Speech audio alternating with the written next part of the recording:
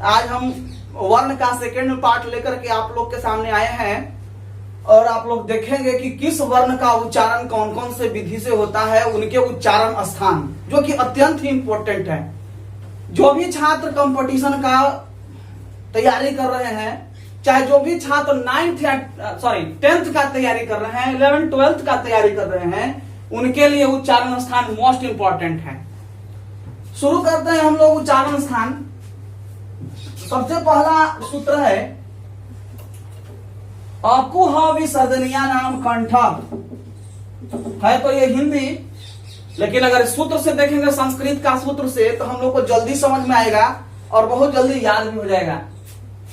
अकुह विसर्जनीय नाम कंठ। दोस्तों इसका मतलब हुआ कि चलते हैं हम लोग इसको में पाणिनि का लिखा हुआ सूत्र है, सारे उच्चारण स्थान। अकुह विसर्जनीय नाम कंठ। अ का मतलब होता है यानी कि अ का दोनों पार्ट अ और आ। अ का मतलब अ और आ। कु का मतलब होता है कवर्ग। कवर्ग का मतलब क ख ग घ, 4 लेटर। कवर्ग। ह का मतलब ह का मतलब ह और विसर्ग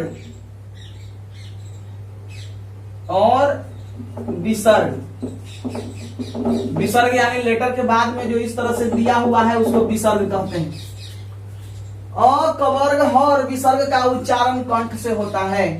देखिएगा दोस्तों फिर से इसको, अकुह विसर्जनीय नाम कंठ। अ माने आ, कवर्ग ह और विसर्ग का उच्चारण कंठ से होता है। इसका हम लोग इस तरह से समझा दिए।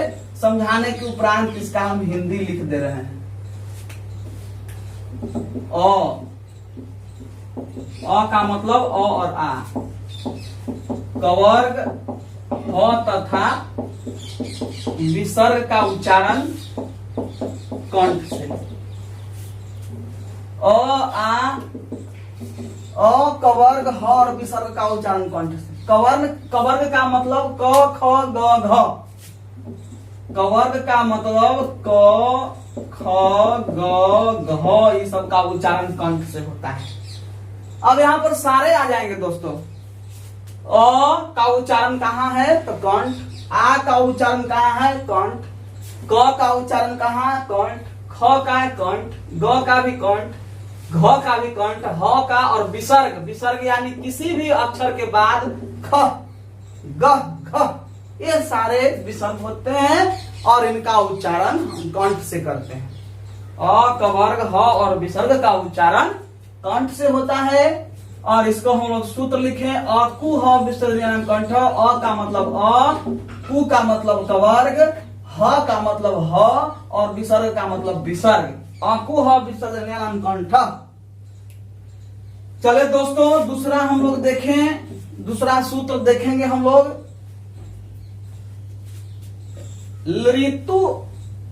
इचु यशानाम तालु। इचु यशानाम तालु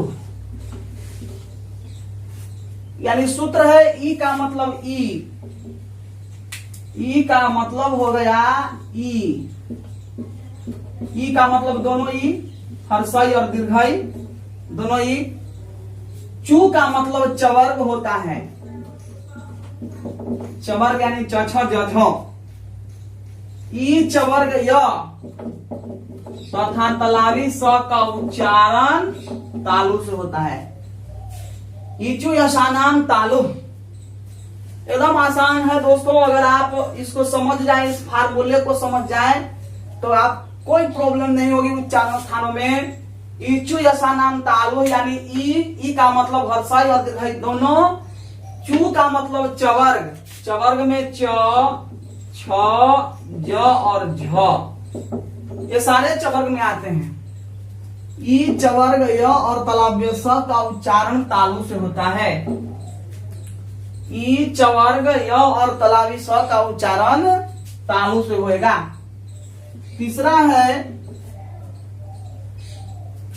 ऋतु रसाना मूर्धा। ऋतु रसानाम मूर्धा। ऋतु रसानाम मूर्धा।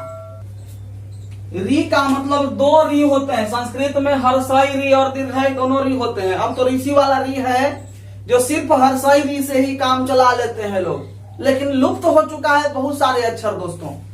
देखा जाए तो री जो होता है, री का उच्चारण टू माने टवर्ग का उच्चारण, र का उच्चारण और मूर्धनी स का उच्चारण मूर्धा से होता है दोस्तों। री टवर्ग र और मूर्धनी स का उच्चारण मूर्धा से होता है। ऋतु रसाना मूर्धा। आते हैं चौथे सूत्र में। चौथे सूत्र में आते हैं कि ऋतु रसानाम के बाद ऋतु लसानाम दंता। ऋतु लसानाम दंता। ऋतु लसानाम दंता। ली का मतलब ली हो गया, संस्कृत का एक वर्ड होता है। तू का मतलब तवर्ग, तवर्ग यानी तथ दध, तवर्ग के बाद ल और दंती स का उच्चारण दांत से होता है। दंती स का उच्चारण दांत से होता है। देखिए दोस्तों, पहला है अकुह विसर्जनीय नाम कंठ। अ का मतलब अ, क कु का मतलब कवर्ग, ह का मतलब ह और विसर्ग का मतलब विसर्ग। इ सब का उच्चारण कंठ से होता है। इचु यसानाम तालु। ई का मतलब ई और हर्षाई दीर्घाई दोनों, ई चवर्ग य और तलबी स का उच्चारण तालु से होता है। ऋतु रसानाम मूर्धा का मतलब री, टू का मतलब टवर्ग, टवर्ग का मतलब टठ डढ़, र और श मूर्धनी श का उच्चारण मूर्धा से होता है। ऋतु लसानाम दंता। री तू मतलब तवर्ग, ल मतलब ल और दंती स का उच्चारण दांत से होता है। ऋतु लसानाम दंता। अब चलते हैं पांचवा सूत्र की ओर। उपु पधमानिया नाम ओष्ठव। इधर लिख देते हैं अगर आप लोग को समझने के लिए। उपपध मानिए नाम ओष्ठव। उ का मतलब दोनों उ, हर्षव और दीर्घव। पु का मतलब पवर्ग,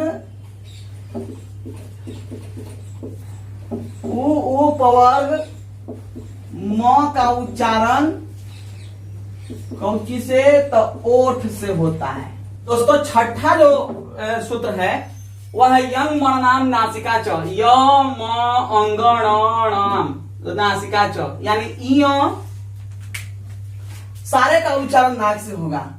इ म अंग न सारे का उच्चारण नासिका यानी नाक से होगा। ए दैतो कंठ तालु। ए दैतो कंठ तालु का मतलब ए और अय, ये दो जो मतलब वर्ण हैं, ए और अय जो दो वर्ण हैं, इसका उच्चारण कंठ तालु से, कंठ और तालु दोनों से हो सकता है। ओ दौतो कंठोस्थम यानी इसमें है कि ओ दौतो कंठोस्थम। ओ और औ का उच्चारण कंठ प्लस ओठ दोनों से होगा। ओ और औ दोनों का उच्चारण कंठ और ओठ दोनों से होगा। यंग मरनाम नासिका च। य म अंगण इस सब का उच्चारण नाक से। ए अय का उच्चारण कंठ तालु से होगा। ओ दौ तो कंठोस्तम। ओ और औ का उच्चारण कंठ प्लस ओठ से होगा। वकारस्य दंतोष्ठम। व का उच्चारण दंत प्लस ओठ यानी दंतोष्ठ वर्ण है। वकारस्य दंतोष्ठम। तो दोस्तों सूत्र आपका पूरा होता है। 5 और 4 9 सूत्र हैं। ये सारे के सारे जो सूत्र हैं ये वर्णों के उच्चारण स्थान के सूत्र हैं। इसमें सारे का सारा सूत्र आपको याद कर लेना है अथवा इसको एक बार रिवाइज कर लेना है। सारा का सारा आपको सिस्टम मालूम है। यंग नाम नासिका च, इयम म अंगण और न का उच्चारण नाक से, ए द तो कंठा तालु, ए का उच्चारण कंठ प्लस तालु से, ओ द तो कंठोष्ठम, ओ और औ का उच्चारण कंठ प्लस ओठ से, वकारस्य दंतोष्ठम, ब का उच्चारण दांत प्लस ओठ से होता है। तो दोस्तों वर्णों के उच्चारण स्थान का वीडियो आपके पास लाकर आए और यह समाप्त हो गया है। आगे आप टेलीग्राम पर इसको फॉलो करें, इस चैनल को, और वहां से आपको पीडीएफ प्राप्त हो जाएगा। तब तक के लिए धन्यवाद, नमस्कार।